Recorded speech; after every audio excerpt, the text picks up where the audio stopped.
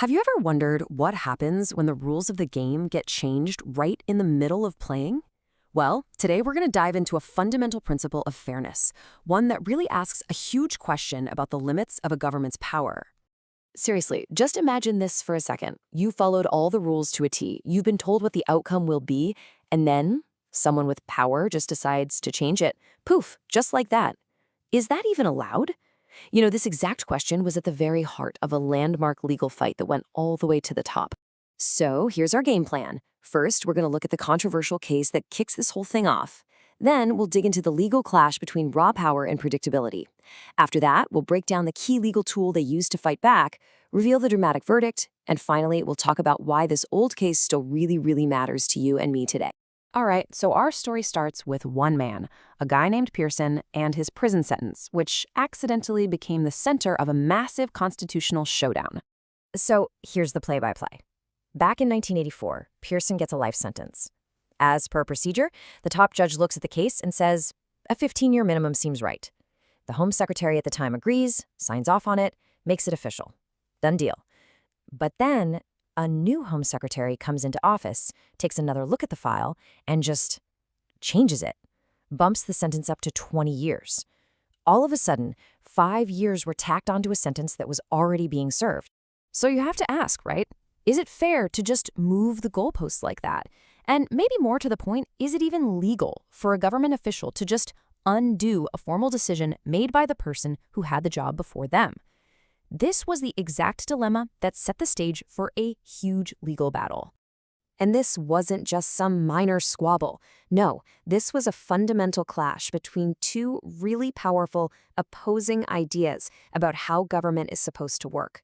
On one side, you had the government arguing for its own power. They basically said the Home Secretary can do what's needed for the public interest, and that power shouldn't be tied down by old decisions, especially if the public is upset about a crime. But on the other side, Pearson's lawyers argued for the rule of law itself, for things to be fair and predictable. They said a government body can't just go back on a promise, and here's the kicker, you absolutely cannot make a penalty worse after it's already been decided. And this brings us to the legal idea that Pearson's entire case was built on. It's a pretty powerful concept, though sometimes a bit misunderstood. It's called the doctrine of legitimate expectation. Legitimate expectation? Sounds a bit formal, doesn't it? But what does it actually mean? How can an expectation, just a feeling, become something you can actually fight for in court? Let's break it down.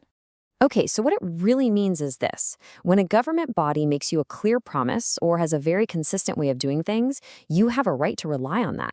They can't just pull the rug out from under you for no good reason. It's basically a shield that protects everyday people from arbitrary, unpredictable decisions from those in power. To make it even simpler, let's take it out of the courtroom. Imagine your company handbook says, everyone who hits their sales target gets a bonus. So you hustle, you work hard, and you hit your target. At that point, you have a legitimate expectation of getting that bonus. Your boss can't just say, we changed our minds. The same basic principle applies here, but it's with the government, and the stakes are way higher. So in court, they usually use a kind of three-part test for this. First, was there a clear promise? In Pearson's case, yep, that was the initial 15-year term. Second, did the person rely on that promise? Well, yeah, Pearson was living his life in prison based on that 15-year expectation. And third, and this is the big one, would it be so outrageously unfair to break the promise that it's basically an abuse of power?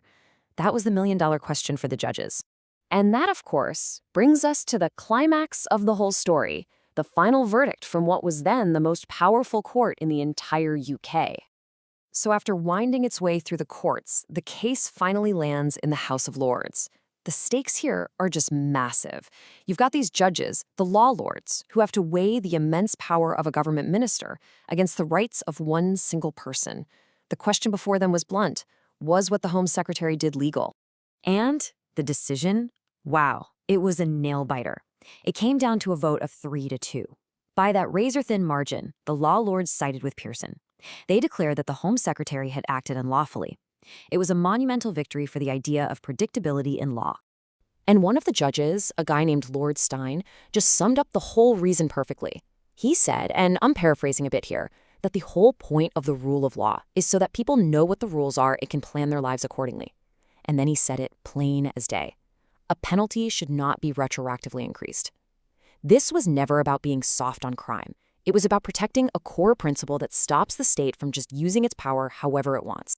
So you might be wondering, okay, why are we talking about this case from decades ago? Well, it's because the principle it stands for reaches far, far beyond prison walls or a fancy courtroom. It actually affects every single one of us. Because when you boil it all down, this case wasn't just about Mr. Pierson. It was a powerful reminder that in a democracy, nobody is above the rules, not even the government. This idea of a legitimate expectation acts like a vital check on power, making sure the state has to act fairly and predictably. And you see this principle in action all over the place in your daily life. When you apply for planning permission for your house and follow all the published rules, you have a legitimate expectation they'll be followed. When you apply for a student loan based on the criteria they set out, you can expect a fair shake. It applies to business licenses, tax rebates, public consultations, you name it. It forces public bodies to stick to their own rulebook. And at its heart, this is all about trust. Because really, it only takes one time for a government to break its own rules to make everybody start to lose faith in the system.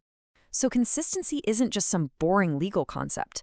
It's the bedrock that keeps our society stable and predictable. Which leaves us with one last big question to think about. If we, as citizens, are all expected to follow the law, shouldn't we demand that the government that writes those laws is the very first one to follow them too?